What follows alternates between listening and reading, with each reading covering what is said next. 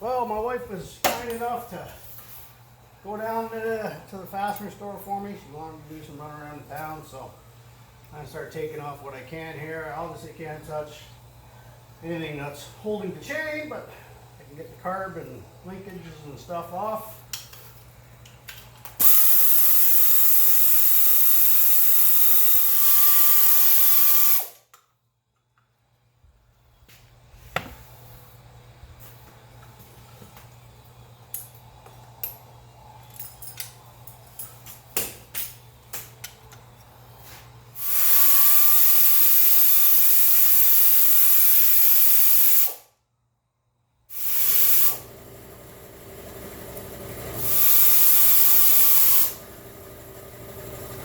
Confident this motor's never been touched.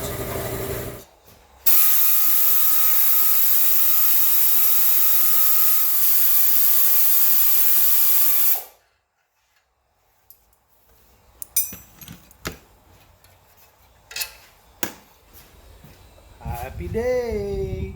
Parts are coming. Well, perlator guy just left. I'm disappointed I only got one thing for the Jeep.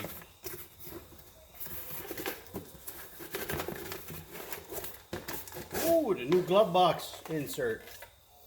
Dad's Jeep didn't even have one. So there we go. Now back at her. That's enough messing around with the UPS guy or perlator guy or whoever that was.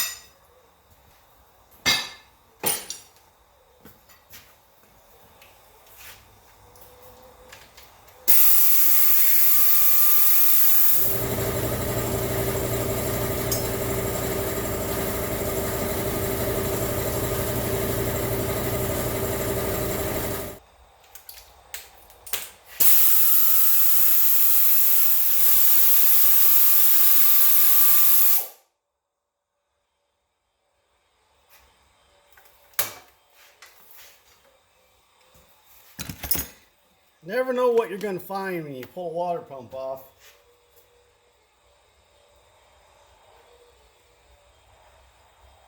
There's some pretty serious pitting going on in there. Holy cow. You can always tell when these are leaking. There's a little leak down hole right there. Coolant will come out of there if the seals go inside. And you can see the corrosion here. That's on the heater hose. It's almost plugged. No wonder he was getting no heat. Ha! There's something. When I said almost plugged, I meant fully plugged.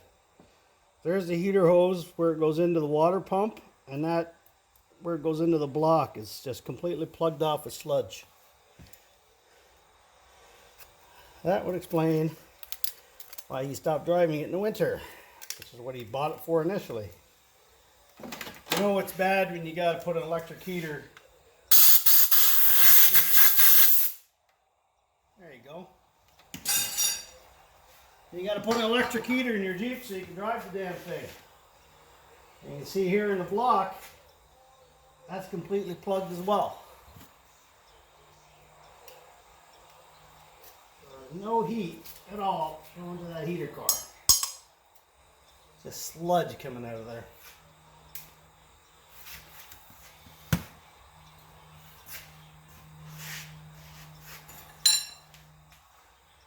Funny because if you look in there, the water jackets actually look pretty good, so that means the heater core probably was coming apart.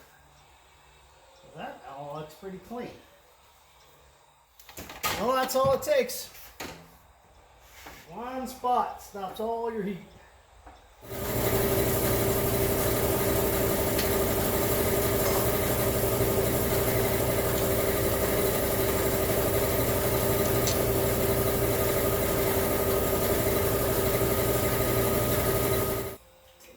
Up there, it's harder to see.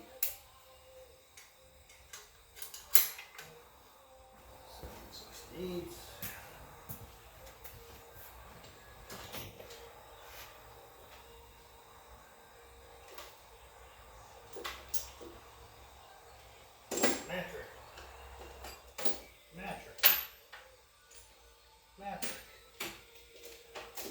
Hey, the crap we got to put up with here in Canada. There we go.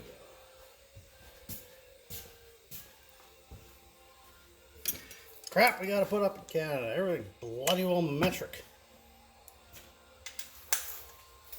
And getting this older stuff.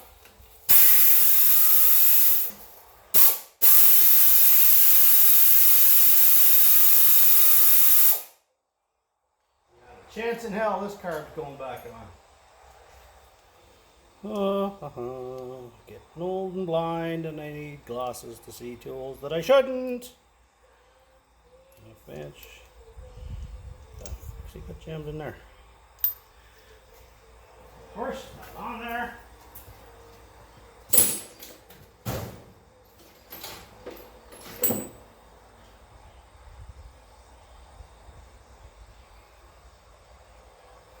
That's metric. Box number 2. I used to have 2 boxes.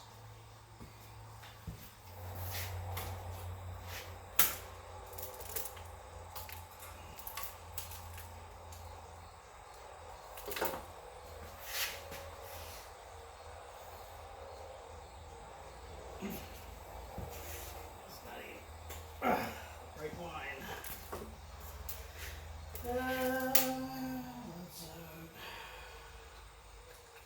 Turn spring and goodbye Motocraft.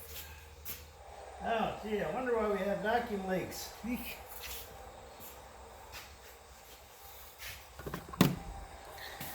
There's the adapter he made.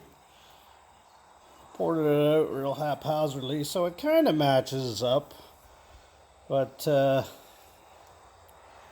you know, this gasket is in horrible shape. You can see here it's lifted off, and that was broken. It just, he made his own out of paper gasket material by the look of it, because I mean, there's not the right gasket, that's for damn sure. Oh no. You know what that is? He made a gasket out of a Ritz cracker box. Yeah. Wonder why we had vacuum leaks. Whoop. So homemade bracket, Ritz cracker box, and well, heck, it worked, right? I guess for a while. You know, it's easy to mock. But that cost him $0 and he did it all himself. How many of you could do it? What did you get 4? Because whenever you say 2, I double it. I said he needs 2, let's go with 4. And he laughed at me. You want bolts? I don't know. He goes, let's add bolts. Alright, that's how we put an engine on a stand. Yeah, it's funny. These 6s are so bloody long. A stand actually leans more like this than it does with a small block Chevy on there.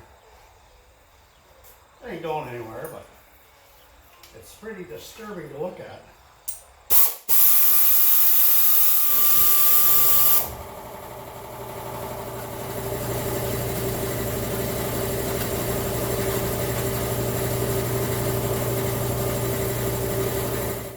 When you take the intake and exhaust manifolds off of these, there's a little trick.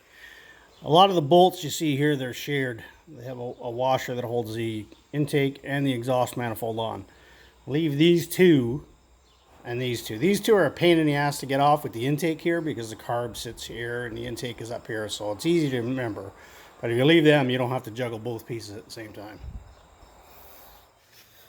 This exhaust gas recirculating line here, take it off the intake side. It's usually not so bad. It's a lot hotter on the exhaust manifold, and this piece usually almost always rusts in, and you have to heat that up to get it up. You don't want to break it because they're like $100 pipe. It's made out of copper.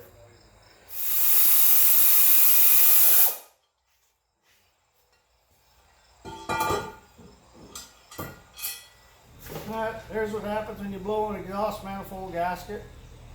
That explains why it was so bloody loud. It's pretty brittle. So I blew out #1 cylinder exhaust manifold gasket, and it was just venting into the air, not going through the exhaust at all. Ay, ay, ay.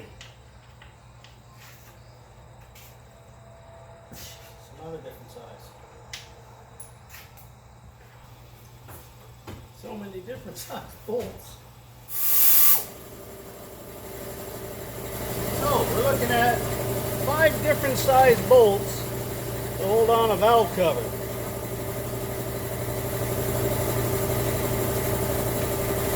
Now that ain't good engineering, man. I don't know what it is. Well, you didn't want it to leak, that's for friggin' sure.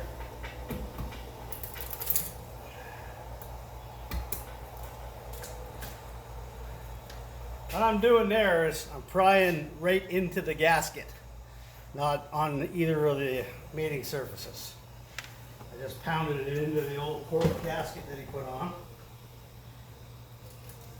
And just gently prying on it. Oh, Jesus.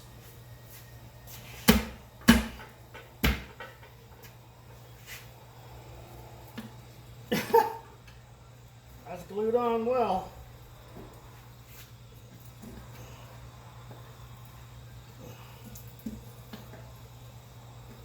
Even with all that, it still leaks. Ugh.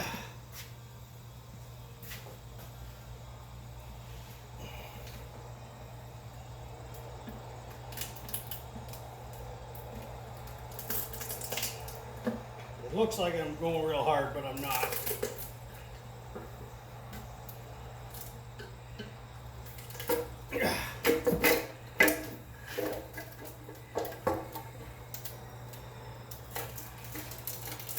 God damn. That was way harder than it needed to be. Exhaust on number 4. It's clacking.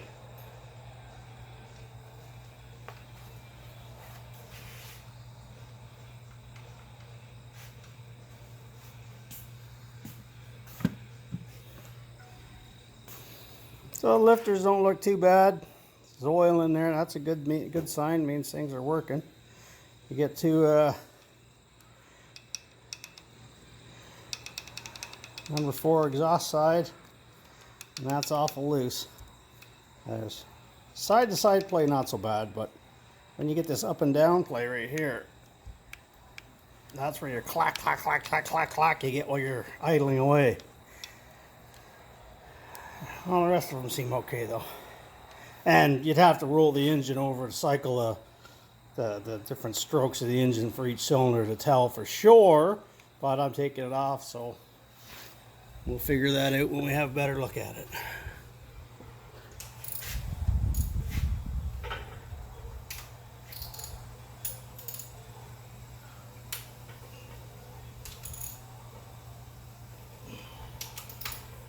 Kidding me here with this?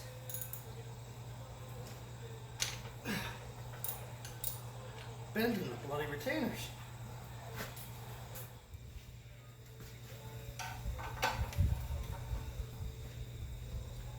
That feels mysteriously loose.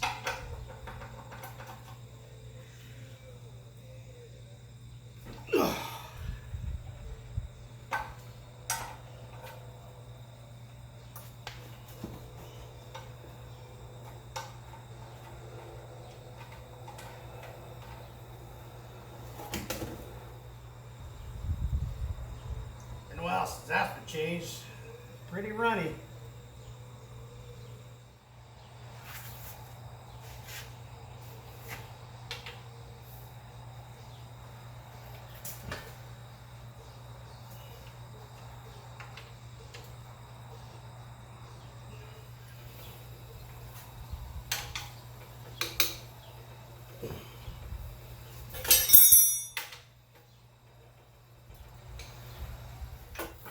Super juice.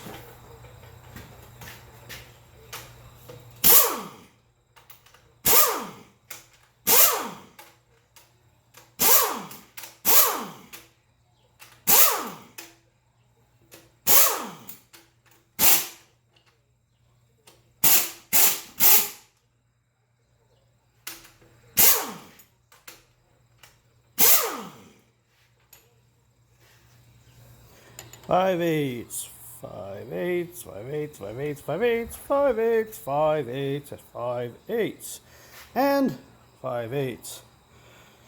11/16 and 11/16. Why? I do not know. But hey, whatever.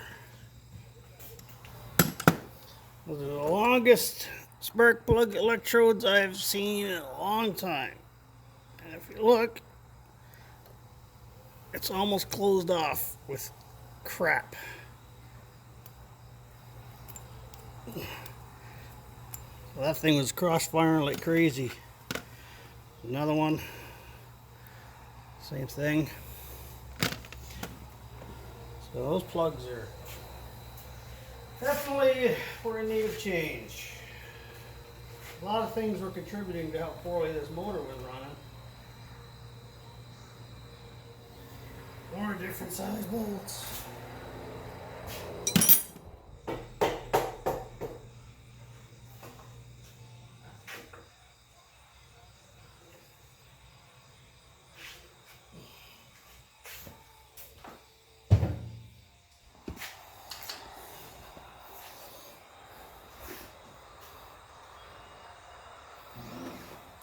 That gunk is all from that spark plug. It broke off as I unscrewed it, so you know that thing wasn't even firing. Pretty clean for a 37-year-old engine though. There's a bit of ring ridge there. Don't know what ring ridge is. The groove right here at the top. It's actually not that bad. It's mostly carbon, I'm betting. But I got a tool that cuts that out.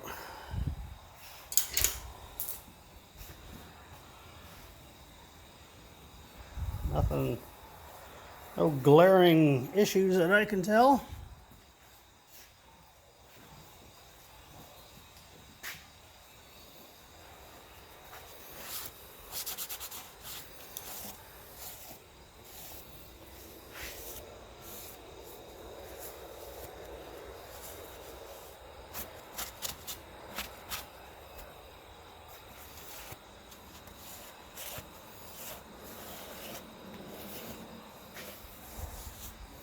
I'm always worried about cracks between the cylinders and cracks going from the cylinder to the water jackets. This one looks pretty straight.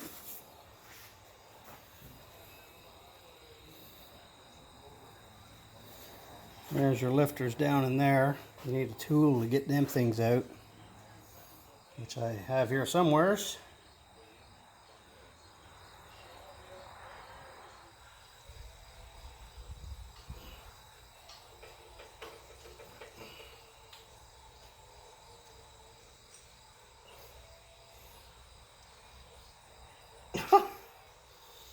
Yeah.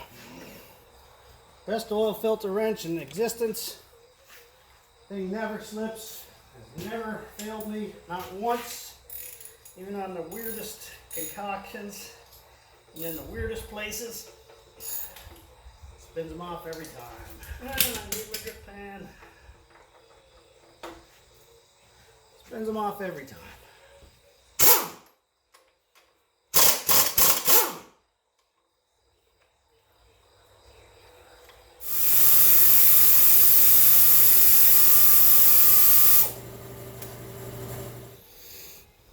Always fun when you have a tool and you put it away and you can't remember where you put it.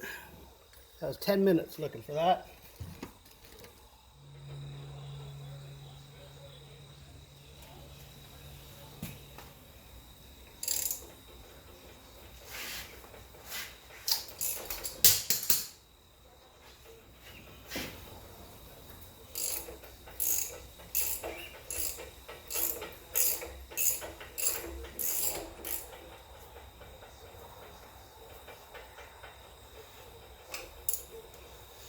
Easy as that.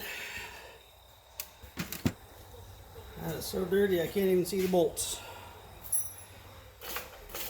Time I cover under here somewhere.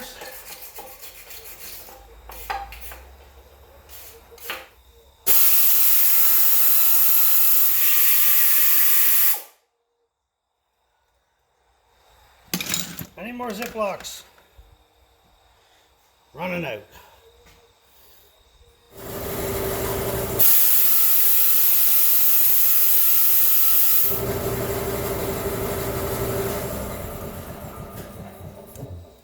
About bloody time.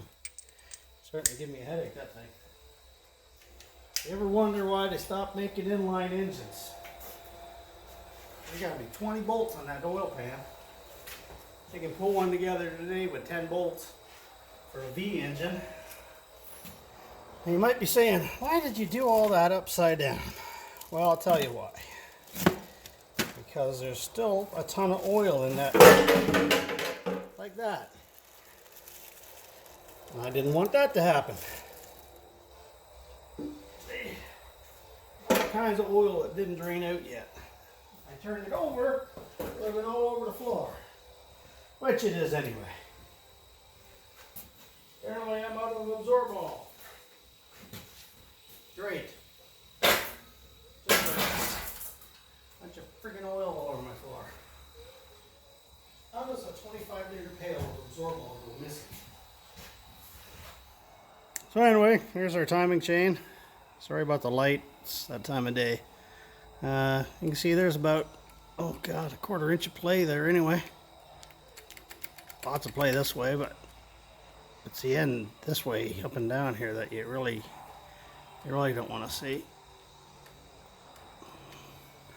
That's a tired old timing chain there.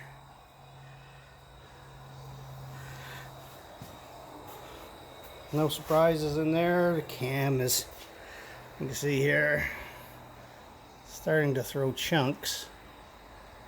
Right there off the edge of the cam. It's getting pretty sharp. Yeah, it's getting really sharp on the edges. Pretty sure you put a new oil pump on that, but I'm not going to take that chance. I got it apart and put a new oil pump in it.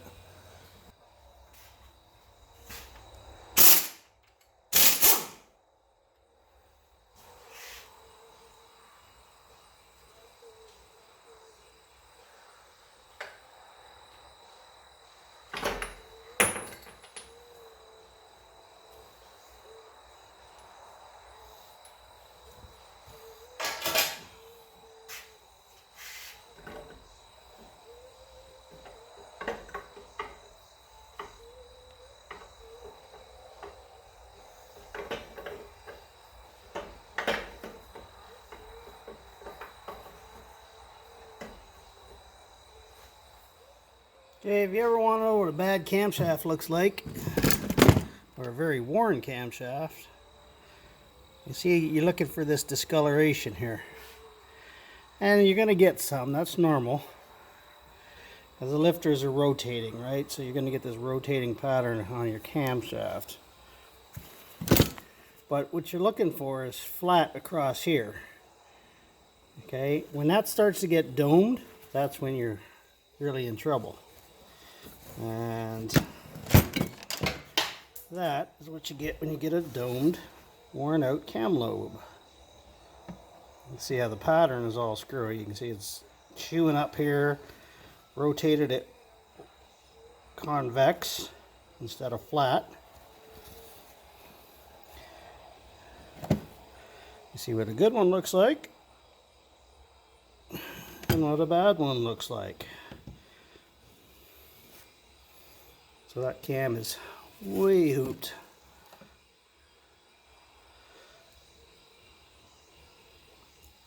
It should be completely flat, and that's what happens when they get old.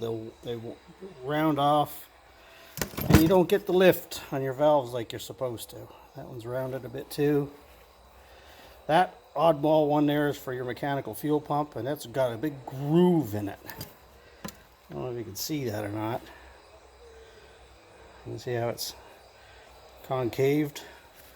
So the fuel pump wasn't working right because it's not getting full activation. Right? So that cam's in pretty rough shape. We're going to replace that. Oh, and if you're wondering, all rockers and push rods are all sorted out the way they come out of the engine, so there's no confusion in case you're putting them back. Good thing about turning the engine over like this, then lifters fall out instead of having to be pulled out. Rotator the rest of the way here. There we go. If you're not putting them back in, it doesn't matter. And looking at the cam, I'd be a damn fool to put these back in.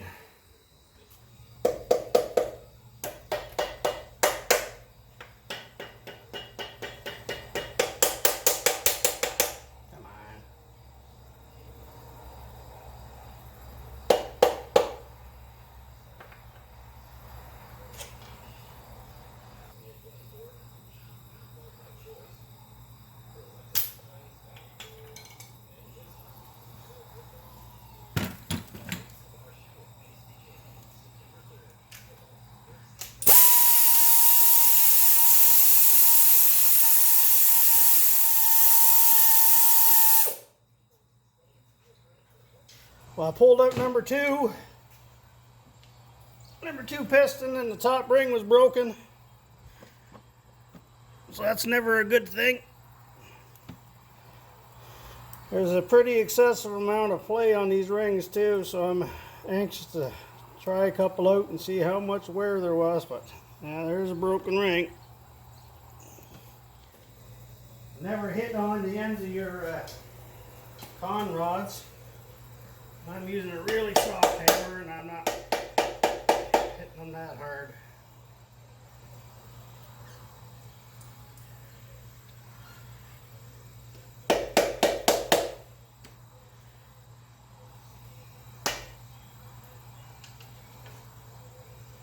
Don't worry too much about matching up your connecting rods. They pull a lot of motors apart. Everyone's had the number stamped right there on the cap to tell you which one it is. As long as you match it up with the one you took out, you're fine. So far, no real excessive crankshaft damage, so I'm happy about that. 2 to go. So that's not too bad. Only one broke ring out of all 6. And it was broke, but still in two pieces, so it hadn't worked its way out in any way that it could damage. It broke right in the middle, so I'm happy about that. Yeah, no deep scoring anywhere that I can see.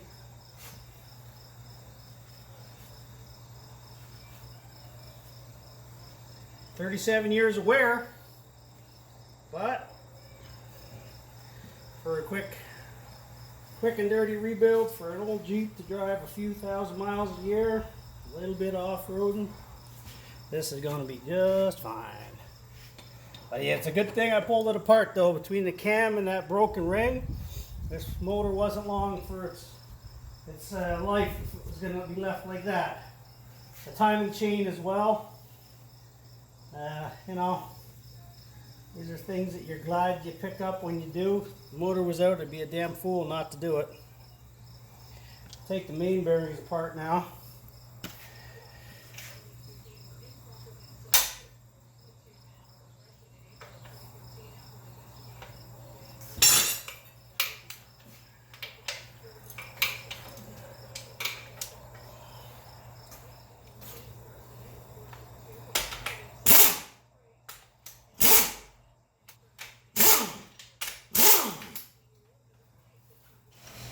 The same goes for these. As far as matching them up, you notice there's a number 1 in there. 2, 3, 4 all the way back. The back one you can tell it's a big double. So you don't have to worry too much about screwing them up. I notice here on number 3, it has a thrust washer. Or sorry, a thrust bearing. That keeps the crank from moving in and out. Alright, that's your big bearing. See, there's your oil seal. Sits in here, keeps your crankshaft from leaking out into your clutch area. That seal's completely shot. That explains why all this is here. I'm generally happy that the block is in decent shape. I'd love to say I'm going to bore it and put in new pistons, but I'm already way over budget on this build. So we're just gonna hone it up, throw in some more standard rings, put same pistons back in, some new bearings, new timing chain, new cam, valve seals, valve springs. That's pretty much it, I think, as if that's not a big enough list, right? So anyway, at this point, I guess the only thing left to do is power wash the living shit out of this thing. Wire wheel all the caps and internals, and you get this cruddy old gunge oil off it that's been there for, well, I don't know, 3 decades plus. Oh, also put new lifters in. Don't want to forget that.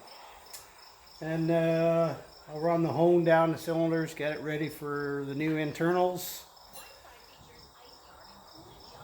And yeah, waiting on parts now, I guess. I'll tell you what though.